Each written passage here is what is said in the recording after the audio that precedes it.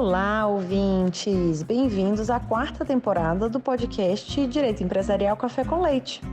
Você já pode saber, mas não custa lembrar. Eu sou Amanda Taide, mineira na origem, com passagem em São Paulo e candanga de coração. Casada, mãe do Pedro, de 4 anos e meio. Bem, Taide Rivera. Do Lucas, de 2 anos e meio. Lucas da Taide Rivera. E tutora do Vira-Lata Farofa. Sou professora doutora da UNB dos cursos de Direito Empresarial, Concorrência, Comércio Internacional e Compliance. E também consultora do Pinheiro Neto Advogados nessas mesmas áreas. Esse podcast nasceu voltado para as minhas turmas da graduação em Direito Empresarial na UNB, na disciplina de Direito Comercial 1. O objetivo era e continua sendo de que, a cada nova aula, eu possa aproximar os alunos daqueles autores mais relevantes no direito empresarial no Brasil, tanto na parte de teoria geral da empresa, quanto em fundamentos do direito societário. Mas o podcast ele não se restringe mais aos meus alunos, pois a gente já tem ouvintes de todo o Brasil, de todas as idades e fases nas carreiras. De modo que todos vocês poderão ter com o nosso podcast uma biblioteca virtual em áudio gratuita dos principais livros, capítulos ou trechos de livros e artigos acadêmicos essenciais para a compreensão do direito empresarial no Brasil. Pegue então sua xícara de café com leite ou então seu tênis para fazer alguns exercícios junto comigo. Aumente o som e vamos então para o próximo episódio? A nossa xícara de café com leite de Direito Empresarial de hoje vai tratar de um livro super recente, intitulado Curso de Redes Contratuais, de Arnaldo Rizardo Filho. E para isso a gente vai ter a alegria de contar com a participação do próprio autor para comentar o seu livro. O Arnaldo, ele é advogado, especialista em formatação e gestão de redes, mestre, doutorando, professor e autor. Professor Arnaldo, muito obrigada por ter aceitado o convite para participar do nosso podcast e por apresentar, de um modo simples, curto e gostoso, esse tema das redes contratuais. Então, professor Arnaldo, conta pra gente, como é que foi esse contexto da redação desse livro tão marcante, né, na sua trajetória acadêmica? Como que foi o processo, um processo que a gente sabe que é longo, e como que foi esse processo de escrita seu? O contexto do livro ele é bem longo, porque ele começa com os estudos feitos no mestrado, estudos que se tornaram palestras e depois foram formatados em curso, um curso que está indo para a 6ª edição, e ao longo das 5 primeiras edições, eu fui escrevendo o livro de acordo com o curso, como se ele fosse uma, entre aspas, uma apostila do curso, mas acabou ficando um trabalho super complexo e extenso, e eu acho que abordou bem o próprio contexto em que as redes se encontram. E para a gente poder entender o conceito, será que você pode explicar para a gente o que são essas redes contratuais e o que você propõe serem esses critérios para a identificação dessas redes, que é objeto do capítulo 5 do seu livro? Sobre o conceito de redes,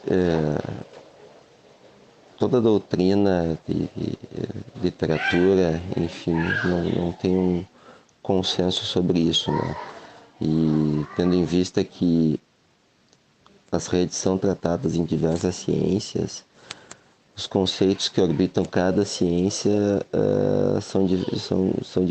são diferentes uns dos outros. Abordam pressupostos diferentes, focam em características diferentes.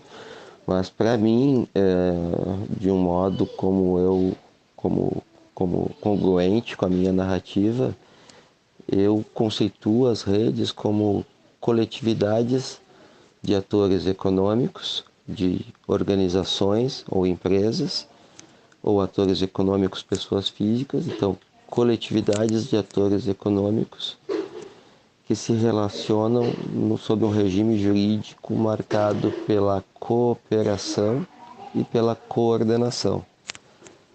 Dentro de cada rede não existe um livre mercado, então os pressupostos do relacionamento são diferentes.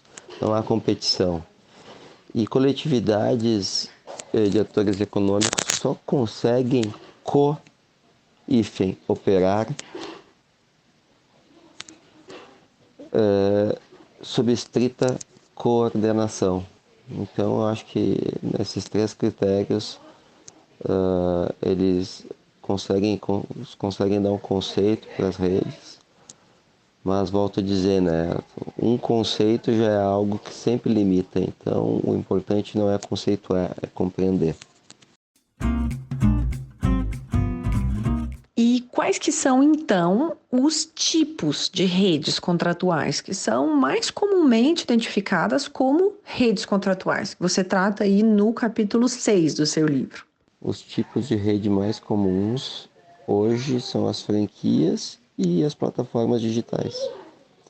As plataformas digitais de prestação de serviço formam redes de atores econômicos que estão ali cooperando, ligados a uma plataforma e prestando seus serviços. E as franquias, né? Não sei se deu para ouvir aí o meu filho menor chamando de papai. Se precisar eu refaço essa pergunta, senão tá tudo certo. Não precisa refazer a pergunta de jeito nenhum. É uma alegria ter a participação aí da família nas suas respostas. A gente vai aprendendo e eu sempre gosto disso porque traz a pessoa para perto, né, da gente, das nossas realidades aí familiares e é muito bom. Então, sua família está muito bem-vinda aqui no podcast também. E para a gente avançar, quais que são aí as relações contratuais aptas à formação de redes contratuais? Tanto aquelas que não são legisladas, né, que você trata no capítulo 7, quanto aquelas que são legisladas no capítulo 8. Não, o artigo 425 se aplica perfeitamente às redes, né? 425 do Código Civil. Né? São contratos atípicos, a sua grande maioria. Temos 3 que são típicos no Brasil: franquia, representação comercial ou agência, são sinônimos, e a concessão de veículos automotores, Lei Ferrari, que é um contrato de distribuição específico. Esses são os legislados. Mas não legislados não temos muito. Temos o marketing multinível, que são os revendedores de cosméticos, revendedores da Avon, da Natura. Temos a Polishop, é um marketing multinível. Temos associações comerciais como Farmácias Associadas, eu acho que é uma marca bem conhecida aí em diversos estados. Temos as próprias plataformas e temos diversos outros tipos de redes, né? Joint ventures, né? Redes apenas nominadas como redes de cooperação. São muitos tipos mesmo e eles variam de acordo com a criatividade do empresário. Formatar redes, ou seja, modular a operação econômica é considerado uma inovação, não uma invenção, mas uma inovação. Então é um tema muito, muito rico mesmo. E agora que a gente já entende, né, essas relações contratuais legisladas e não legisladas, quais que são as consequências jurídicas trazidas, né, pelo nosso ordenamento a partir da caracterização de uma determinada relação como uma rede contratual ou não? Né, esses são objeto aí nos capítulos 14 e 15. Será que você pode trazer essa visão para a gente? Quando as consequências jurídicas, quando os operadores do direito conseguem distinguir as redes e aplicar uma teoria e fazer uma interpretação, uma hermenêutica adequada, aplicando de forma correta as teorias existentes, a literatura, as consequências é de um regime jurídico próprio que é totalmente diferente do regime tradicional de livre mercado.